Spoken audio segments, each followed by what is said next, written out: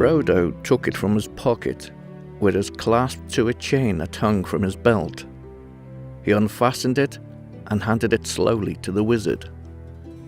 It felt suddenly very heavy, as if either it or Frodo himself was in some way reluctant for Gandalf to touch it. Gandalf held it up. It looked to be made of pure and solid gold. "Can you see any markings on it?" "No," said Frodo. "There are none. It's quite plain, and it never shows a scratch or sign of wear." "Well then, look." To Frodo's astonishment and distress, the wizard threw it suddenly into the middle of a glowing corner of the fire. Frodo gave a cry and grasped for the tongs, but Gandalf held him back. "Wait," he said in a commanding voice, giving Frodo a quick look from under his bristling brows. No apparent change came over the ring.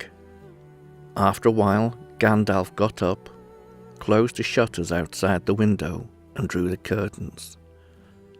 The room became dark and silent.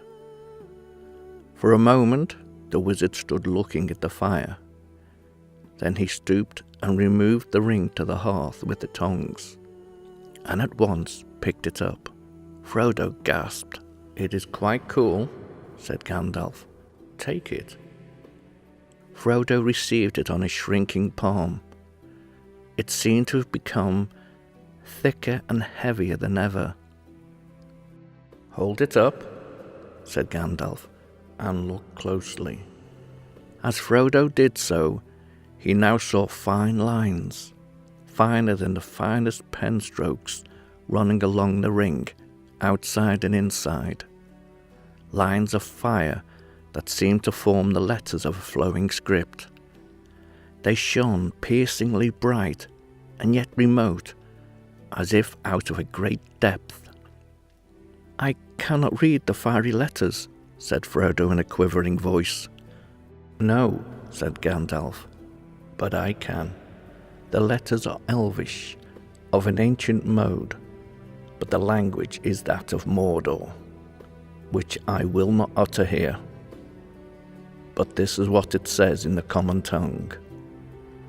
One ring to rule them all, one ring to find them, one ring to bring them all, and in the darkness bind them."